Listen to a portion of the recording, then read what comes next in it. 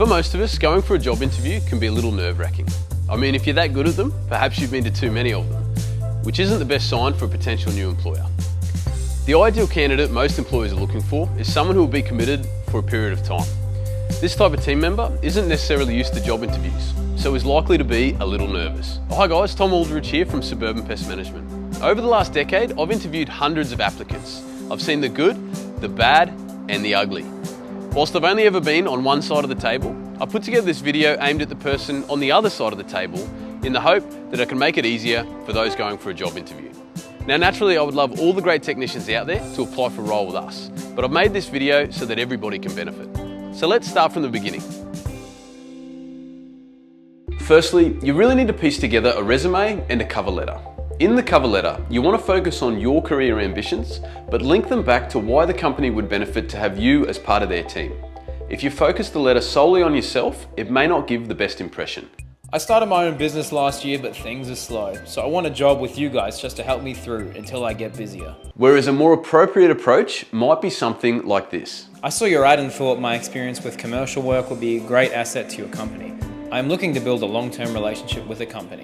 All good relationships must benefit both parties, so it certainly isn't just about the employer's needs. However, setting the expectation you're there for the right reasons is crucial. If you receive a phone call to discuss the role further, it's good to have already done a bit of research and have some basic information on the company that's called you, even if you've applied at a few places. Steve, it's Tom Aldridge from Suburban Pest Management here. I received your job application and would love to chat further about it. Hi John, where are you from again? And where are you guys based? Can you send me your address? Serbian Pest Control, wasn't it? Serbian? Hi Tom, thanks for your call. Yeah, it'd be great to catch up. I know you guys are based on the north side, so meeting up at 3 p.m. is perfect for me. Remember, the interview sets the expectation of the standard you will have for their clients. Arriving a few minutes early, presenting yourself well, and having a friendly demeanour when greeting reception are all important considerations.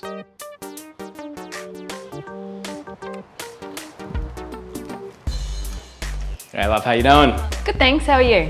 I'm alright. Just here for the interview with John. Spoke to him on the phone about an interview for me. Tom. You're here for an interview with Tom.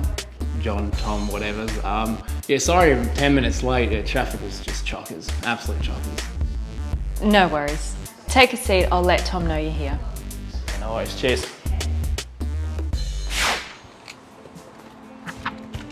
Hi, how you going? Good, thanks. How are you? I'm alright, thank you. I'm Oscar. I'm here for the interview with Tom. Sorry I'm a few minutes early. No problem at all. Take a seat. I'll let Tom know that you're here. Awesome. Thank you so much. As I mentioned, it is important to have done a little research on the company prior to the interview. This shows that you've made an effort, which is a great plus, but it also gives you an idea of what you're getting yourself into. After all, if you do join them, you are giving them a large part of your time each week, so you want to be confident that you'll enjoy it. Thanks for coming in, Steve. So can I start by asking, what do you know about Suburban Pest Management and what made you want to join our team? Yeah, like I know you guys do pest control and I need a job, so that worked out well because that's what I do. Well, I had a read through your website and noticed you've been operating for 25 years and you've been growing every year. So that gives me confidence that, you know, my role will be stable and secure. Throughout the interview process, try to avoid too much negative talk or saying things that could make you come off in a bad light. Oh look, they run things just like terribly where I am now. Honestly, my dog could do a better job than them. I can't wait to leave them with no notice and burn my bridges on the way out. Yeah, I just feel like where I currently work is headed in a different direction to what I thought when I signed up. So I'm looking for a change in a company that's going to help me grow both personally and professionally. Now look, up until now, most of this is common sense. The key difference I've found between a good technician and a great technician is the way they answer the technical questions. When it comes to the more technical questions, it's good to draw on your experience, although the employer isn't necessarily looking for your opinion so much as they're looking for your knowledge and technical methods.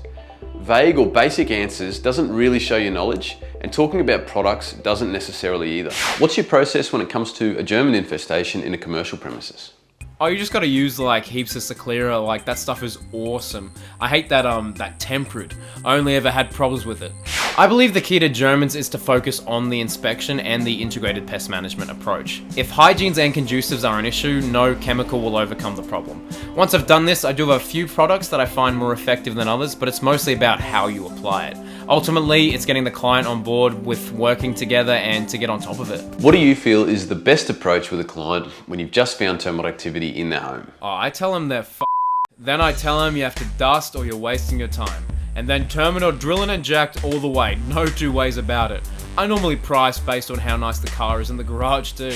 I will always focus on reassuring the client that I can solve the issue. It can be traumatic and they need someone they can trust. Specific solutions like chemical or baiting ultimately depends on the design of the building and what will work best with the client. Although if either will work, I've found the best results using chemical methods over baiting, but that's just me. Wage is usually the biggest consideration, as for most of us, we need to work to support ourselves or our family. Now, whilst getting the wage we desire is crucial, some important factors to also consider should include: what kind of vehicle and equipment will I have to perform my role? Is there room for growth within the team? Is there someone I can call when I get stuck in a job or if I need support? In our industry, it seems finding great technicians is more competitive than finding the work itself.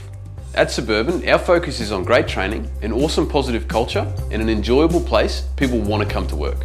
Now, these things might not be what tickles your fancy. So when you go for an interview, make sure to consider what kind of workplace you want to join and how it will make you feel. If you are successful being offered a job, then firstly, well done. It's best to get the offer in writing just to make sure you didn't mishear anything and to keep everything official. Now, even though most employers are hiring because they're super busy and would love for you to have started yesterday, anyone with integrity would expect you to see out your notice period with your current employer. I mean, it's a great sign of your character and a sign of what to expect when you do come on board. Well, I hope that helps everyone. If you are on the lookout for a new role, then best of luck with the process. And if you've been thinking about it but have been scared to make the jump, then give it a go anyway. You never know, you might just end up with your dream gig along the way. Cheers guys, and I'll see you on the next one.